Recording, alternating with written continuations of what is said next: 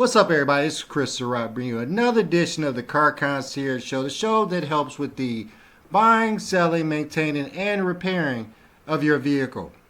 On today's show, we're going to steer away from talking about cars a little bit. And we're going to talk about a couple of losses that we've had over the last couple of days or weeks. We lost a great musical icon in Ozzy Osbourne, and we abruptly lost a great pillar of the African American community, just a great man in Malcolm-Jamal Warner. So we're going to talk about, of course, a little bit about Ozzy Osbourne. We talk a little bit about Malcolm-Jamal Warner. And then in the end, we're going to talk about a case over in Florida where a young man was pulled over by some police, and it seems that due to him not cooperating or such, he was struck by one of the officers, and it was caught on camera, and it's become quite the brouhaha. So let's check that out as well. But first, we're going to pay our respects for a couple of losses that the world has had over the last couple of days. First, we're going to check out the loss of one of the great pioneers when it came to heavy metal, Ozzy Osbourne. Let's check it out.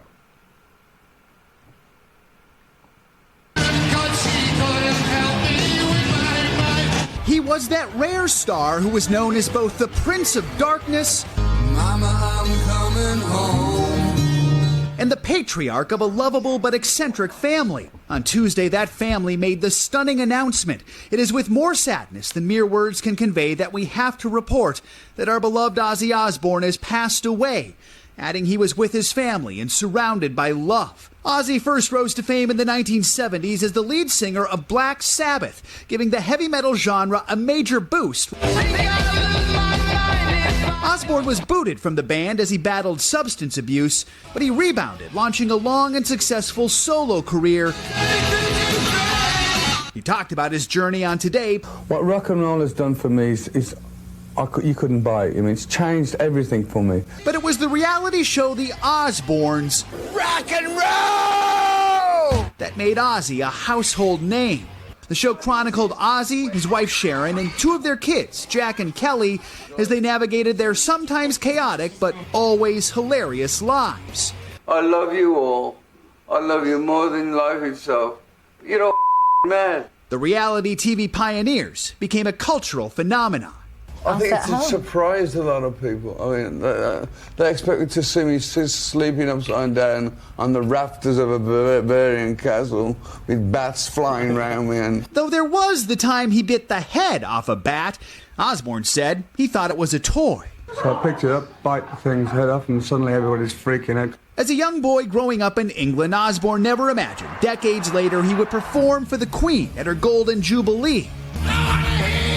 His family did not say how Osbourne died, but he faced a number of health challenges, including Parkinson's. He also spoke candidly about his struggles with sobriety. If it wasn't for Sharon, I would be dead long ago. Ozzy did ultimately reunite with Black Sabbath, including the band's final performance in England earlier this month. Oh, you've got no idea how I feel. Thank you from the bottom of my heart. His former bandmate Tony Iommi, who was at that last show, reacted to Osbourne's death, saying, "I can't really find the words. There won't ever be another like him." Black Sabbath also posted on social media, writing simply, "Ozzy forever." The entire music community, the entire spectrum is paying tribute to Ozzy. Elton John calls him a huge trailblazer who secured his place in the pantheon of rock gods. Ozzy leaves behind his wife of more than 4 decades, Sharon, and 6 children. His memoir, Last Rites, was actually set to come out this October. His publisher says the book is finished, and they do still plan to release it. You could tell how much his family really meant to him there. Yeah. And we got to see it unfold for years and years on television, too. He had that great sense of self-deprecating humor. Elton John actually said one of the funniest people he's ever met before. Yeah. One of a kind. There'll never be another Ozzy Osbourne. That's for sure, Joe. Appreciate it. Joe. Hey, thanks for watching. And don't forget, you can catch the Today Show. All right, so So let's take a moment of silence for Ozzy Osbourne. I personally wasn't a heavy metal rock fan, of course, growing up or anything like that, but I did end up being a fan of their show, The Osbournes. So that's where I got most of my experience or knowledge of Ozzy Osbourne, specifically about their family. I didn't know they had 6 kids. You know, the show only gave you the idea that they had 2.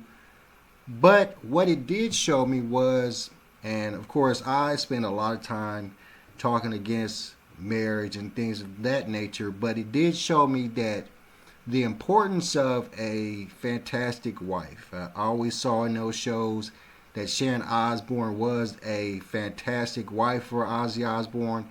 You could tell that he had health problems all throughout the show, and you could tell that drugs or whatever health problems he was having was affecting a lot about him.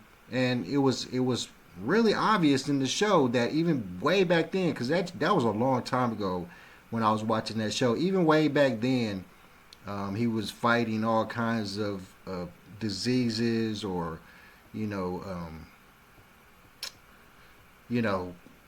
consequences of his drug use. But she stuck with him. Not only stuck with him, but pretty much kept him alive. And he said that without her he wouldn't be alive, and I believe that. The show The Osbournes showed how much a good woman can do for a man, and the idea that she was the driving force that made sure that he was able to do that last show a couple of weeks ago, which was amazing, because you have to think about that. They had to have some inclination that he was on his last days when they planned that, and how they set that up, and how they made sure that his dream of doing that final show came to fruition with Black Sabbath. And she was a big part of that. I saw the story saying that she was a major part of that. So what I really take from this is that, Ozzy Osbourne was a great musician, seemed to be a fantastic father as I watched the Osbournes.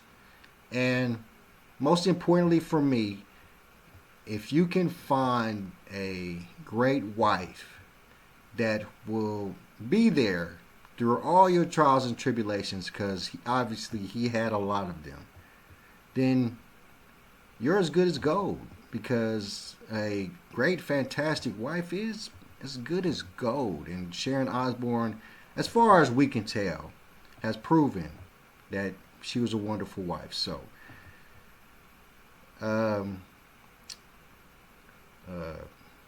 prayers for Ozzy Osbourne's family. Hopefully they're doing good and everybody's doing well. And, thank you, Ozzy Osbourne, for doing so much for so many people and showing us that you could present as a demon and still be a god. All right, so let's keep going. Next up, we're going to talk about Malcolm-Jamal Warner and his untimely passing. This is one that's kind of painful for me. So let's check that out real quickly. This is probably going to be a short show. These emotional shows, they'll get you. And we begin tonight here with the breaking news, the stunning death of actor Malcolm-Jamal Warner, known by millions of Americans who watched The Cosby Show, of course. He played Theo Huxtable. Tonight, authorities say the actor was reportedly on a family vacation in Costa Rica, swimming when he got caught in a strong current, and they say he was pulled out to sea. Malcolm-Jamal Warner played the only son on The Cosby Show among 4 sisters. So many Americans watched him grow up on that show. He went on to act in dozens of other TV shows and films, and he won a Grammy as well. Tonight here, the heartfelt words pouring in, the touching words from the actor himself, what Malcolm-Jamal Warner once said about life and about death. Here's ABC's Victor Kendall leading us off. Tonight, tributes are pouring in for actor Malcolm-Jamal Warner, be right there, who charmed TV audiences for years as the lovable Theo Huxtable on The Cosby Show. Police say the 54-year-old died in an accidental drowning off Costa Rica's Caribbean coast, where he was reportedly on a family vacation. Investigators say Warner got caught in a strong current while swimming and that beachgoers tried to rescue him, but it was too late by the time first responders reached him. You cannot joke around when it comes to a woman like Lana Herman. Okay. For all 8 seasons, Warner made America laugh as the only son in a house with 4 daughters. Hi, Theo.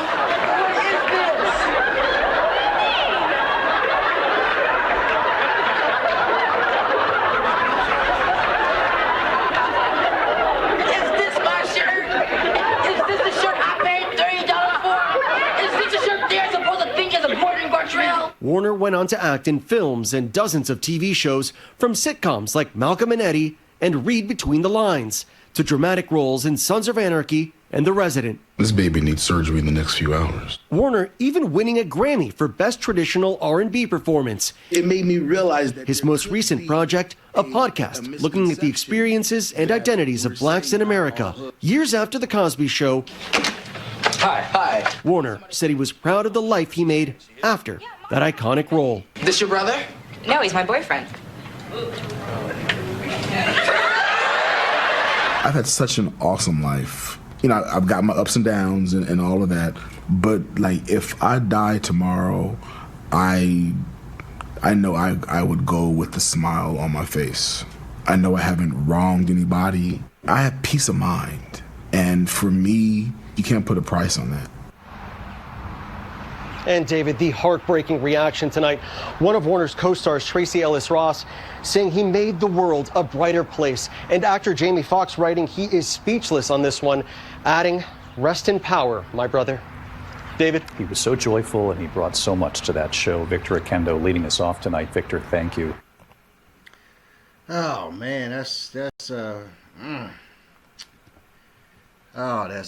just tragic and so Malcolm-Jamal Warner, he's just a couple years older than me, and you know it's just tragic, you know, to lose your life in that type of way. And you know, I could jump into conspiracy theories and the idea that it was over in Costa Rica, and I could talk about how some of the things that they're saying doesn't make sense, but I won't. It's just sad to lose a brother that was successful in what he wanted to do.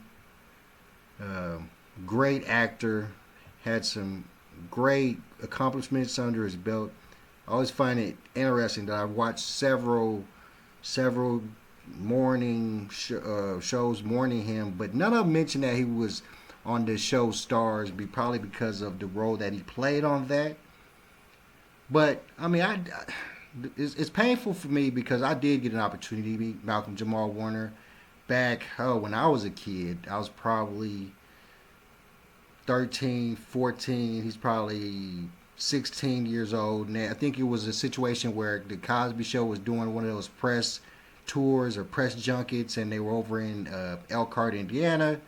And I think I had an uncle at the time, and it was a situation where they were staying at his mansion at the time because of the press run, and they did how they had the events where the TV stars show up, and you know, I saw Felicia Rashad. I didn't get to meet her, and I think Bill Cosby was there as well, but I didn't get to meet him either. But we got to meet all the children that pretty much brought us in to hang out with them. I guess that's what it seemed like to me. I didn't really hang out with Malcolm-Jamal Warner, but I met him. I talked to him. He was a really nice guy.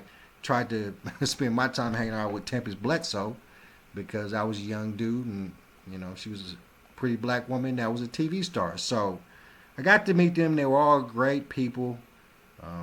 Quality time with them, and it's just sad when somebody loses their life in what we consider early times. Now, mind you, as a black man, we can understand that once you get over that 50-year-old plateau, you're at a drop dead age where you could pass any time. So, you know, But he 54 was just too young for him to pass. The way he passed was just all wrong.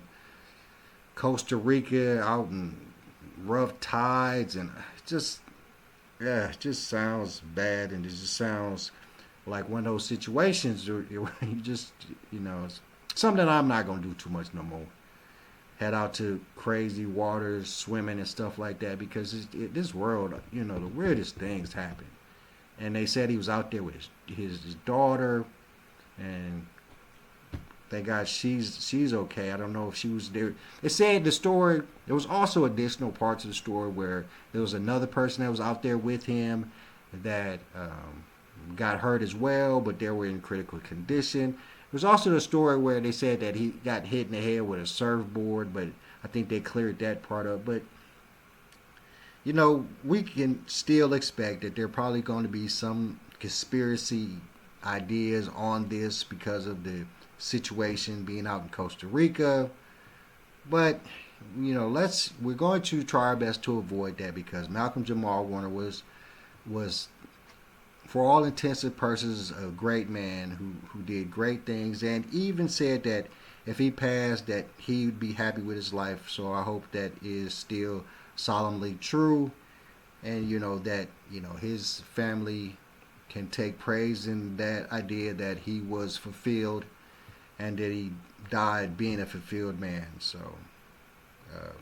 prayers out to his family as well. Hopefully they can make it through this hard process of losing a father, a son, a husband prematurely. All right, so let's get away from this sad stuff and let's get to some stuff that could anger us. So, last but not least, we're going to talk about this Florida man that got hit in the face by police officers back in February. It's back in February, which could be a story on itself. But this happened back in February. And I want to prelude this by saying I watch a lot of, police interaction shows, the live PDs, the on patrol lives, cops. I watch over the course of my life, and as of today, I watch a lot of these police shows. So I've always watched a lot of interactions between, police and suspects, specifically when it comes to them and traffic stops. So I know that there's a lot of nuance when it comes to a traffic stop with an officer and a person that's getting pulled over. And I also understand that there are certain people who just have this desire to not be the ones to maintain their square when they get pulled over. The idea to get mad, the idea to react, which could, ultimately always ends up causing more problems than necessary. But I'm just going to start there, because my opinion is probably going to change a little bit as we watch this video, because I've heard about this story pretty much all week. I've watched a couple of people already review it, so I didn't really get a chance to watch what happened to the young man, but I got a rough idea of what happened. So we're going to check out this video showing pretty much what happened. I guess the young man had an opportunity to speak. So let's check it out, and then we'll give our diagnosis after that. Jacksonville, Florida, where a routine traffic stop turned violent has placed the city and the sheriff's department at the center of the country's latest debate on police use of force. The driver, 22-year-old William McNeil, spoke publicly for the first time about the incident. CBS's Elaine Quijano was there. Exit the vehicle now! Exit the vehicle! Days after William McNeil Jr. released this cell phone video of his violent traffic stop in Florida, Justice for William McNeil! the fallout continues to grow. The video shows Jacksonville sheriff's officers shattering his car window, punching him across the face, and dragging him from his vehicle before placing him under arrest. Today, McNeil spoke publicly for the first time. that day I just really wanted to know, why I was getting pulled over and why I needed to step out the car when I know I didn't do nothing wrong. McNeil later pled guilty to resisting arrest without violence and driving with a suspended license. Ben Crump is William McNeil's attorney. It is a classic case of driving while black and police excessive force on a young man who never ever did anything to warrant such force. But the Jacksonville Sheriff's Office says there's more to the story. They released police body cam footage showing McNeil repeatedly asking why he was pulled over, shutting his door, and ignoring repeated requests for him to step out of his vehicle. Okay. Sheriff T.K. Water. You can't do that. First off, you can't do that. But let's keep going. When incomplete cell phone camera footage becomes the basis on which public opinion turns, the results can be equally faulty. You cannot justify this. You cannot condone this. The sheriff should say very publicly that this does not reflect our training, our policies, or our procedures and our values. And he should immediately terminate this officer. And Elaine Connor joins us now. So, Elaine, what does the family want to see happen next? You heard a little bit of it there. Their attorney, Ben Crump, says the family wants to see all of the officers who were involved in this stop to be fired and for the sheriff to say publicly that what was captured on video does not reflect the training or the values of the sheriff's office. I asked if they plan on filing a lawsuit, and Ben Crump, the family attorney, says that is something they are considering right now, but they have not yet reached a decision on that. Oh man, that was okay, all right. So let's be serious about this for a minute. All right, two negatives don't beget a positive. So first off, excessive force. He did not have to, punch that young man like that. There's nothing that you could say that would quantify a plausible reason for him punching the shit out of his ass like that. There's nothing. There's no plausible reason that you could say that for him punching him like that. Now, of course, the body cam footage kind of clears it up a little bit more to the point where we understand why the glass was broken out, why he was pulled from the car, because he was resisting. Now you can't shut your door, and that's another thing. Even back in my criminal days, it was never a situation where if they had caught me, they had caught me. You know what I mean? If the police had caught me, if they had stopped me somewhere, if they had pulled me over, I was always taught that why fight them? We all understand that if you fight the police, you argue with them, it just makes things worse. I've never seen a situation where being aggressive towards police or fighting police has come with a positive outcome. It never does. Why would it? Because the police are, to a great extent, are doing their job. So just the idea that they're just doing what they're supposed to do dictates that I'm not going to, make the situation harder than it needs to be. If I'm caught, I'm caught. I'm going to jail. You're going to arrest me. I'm not going to fight you. I'm not going to yell at you, because I find these things to be pointless. And I watch a lot, like I was saying before, I watch a lot of these videos where I'm seeing people get pulled over, and consequently, it's more of people of color, let's face it, that you see fighting and yelling at police officers and will throw a punch at police officers. Not to say they're the only people to do it. Everybody does it. But of course, the way the world works is the more the footage that is on YouTube and places like that are black people doing it. So now I did see the story, and we'll check this out really quickly. We'll read it too. But the the officer did get suspended, which is pretty much what the ultimate goal is for the family, what the lawyer was saying. But why would all of the officers in that situation get suspended? Only one officer threw a punch. Only one officer did something that we would find egregious, which I would find egregious. I didn't see any other officers do anything egregious. Pulling him out of the car, that is not egregious. That was a necessary tactic because he was fighting them on getting out the car. The fact, what takes me out of the young man's corner is him standing there on body cam talking crazy and then shutting the door. You can't do that. You got it. We have to understand that you just cannot do that. You have to understand that you just made that you've upped this situation expeditiously. Now, I don't know if it was the black chief or whatever, but they were even saying that him shutting the door is what escalated the event to the point where the police officer punched him in the face. I'm not agreeing with that whatsoever. The minute that they, punched the glass out of the vehicle, he was just standing there. He wasn't doing that because he understood what was about to happen. He knew they was about to pull him out that car. He didn't know that he was about to punch the shit out of his ass, though. That's for sure. And he just took it like a champ, though. I give him that. He took that punch like a champ.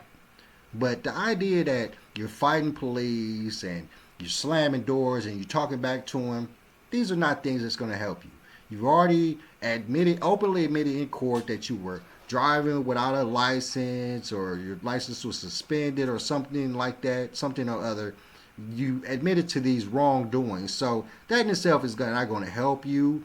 But you do have a case of, excessive violence or excessive force when it comes to this guy punching you in the face. That's just wild. The video is wild of him punching you because that was man, it connected decently. He got you, cuz. And oh boy barely flinched. You know what I'm saying? He took that punch like a champ. Like a champ. So let's check out this story about the officer himself, and then I'm going to let y'all get up out of here. Florida officer suspended over viral traffic stop footage. A Florida sheriff's office has suspended an officer who punched a driver in the face during a traffic stop that went viral. William McNeil Jr. posted video of himself sitting in his car as the policeman smashed the window, hit him, and dragged him to the ground in the city of Jacksonville on 19 February this year. Who wrote this? After the clip spread online, police released body cam footage that shows McNeil, 22, refusing demands to exit the vehicle after being told he has been pulled over for traffic violations. The sheriff's office said a state prosecutor had found no misconduct by the officers, but an internal review was also underway. Okay. In a news conference on Monday, Jacksonville Sheriff T.K. Waters said the state's attorney's office has determined that none of the involved officers violated criminal law, even though an administrative review has yet to be completed. But he said one officer, D. Bowers, had been stripped of law enforcement duties pending a review into whether he violated any of the sheriff's office policies. Sheriff Waters added a person must comply with the officer's commands even if that person disagrees with that officer's reasons for the stop. Civil rights attorney Ben Crump, who was representing McNeil, said the incident was a disturbing reminder of historical racial violence by police against black Americans. Police released the body cam footage on Monday, a day after McNeil posted his own clip on Instagram. They had to get their get back. They had to put it out there that, hey, this ain't the only visual. This is not the only view. And we have to understand that as much as you can say that that police officer did something wrong, we can also say that, was it McNeil? That Mr. McNeil was doing something wrong too. Let's face it, two negatives. Definitely two negatives.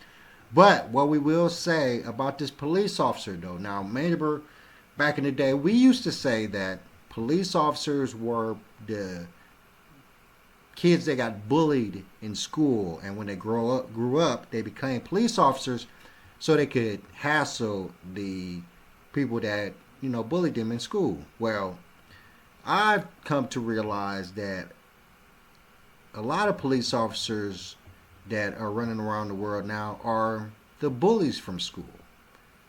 Because, most, and once again, I say this a lot, I watch a lot of what used to be Live PD, Watch what's called On Patrol Live now. So I watch a lot of these shows. So I watch a lot of police interactions with other people, and you can tell. You can almost tell the police officers that, you know. I will say that police officers who were not bullies in school and who have become with police officers and have some good moral character, you can tell them from other police officers. Those police officers that are super aggressive, that'll punch the shit out your ass because you didn't obey their commands and stuff like that, those are the police officers that were probably bullies when we were in high school, because they've taken that bully mentality from high school into their police positions. And this is what it seems to be with this officer here, because there is absolutely unequivocally no reason for him to punch the shit out of a boy. There's no reason. You can't give me one. Breaking out the glass, sure. Pulling him out of the car, fine. You can't disobey police officers. And you just can't. They are an authority figure, and they've been granted this a power to be authority figure over you. So just obey them. If you didn't do anything wrong, then, it should all be cleared up. But if you start doing stuff wrong when they're accusing you of doing stuff wrong, then you got to expect that something bad is going to happen, or it's going to become a bad situation. So all I'm going to say is, please, people, let us stop, reacting badly when we get pulled over. Now, the best way to avoid getting pulled over, of course, is drive with a good driver's license, not have your tags paid for and up to date, and you won't run into these problems. But if your tags is expired and your driver's license is expired, how are you going to catch an attitude? How are you in the wrong already, but going to try to catch an attitude with the police officers when they're doing their job? You can't, man. You just can't. But I digress. Mr. McNeil should not have got punched in the face like that. And he, dollars and donuts, will be rewarded for that. So, use that money wisely, my friend. Get your driver's license and your tags up to date. And live a good life. All right, my friends, I'm going to let y'all get on up out of here. This is Chris Surratt. Thank you for tuning in to another episode of the Car Concierge Show. Please hit the like, share, subscribe button, and I'm out of here. Peace.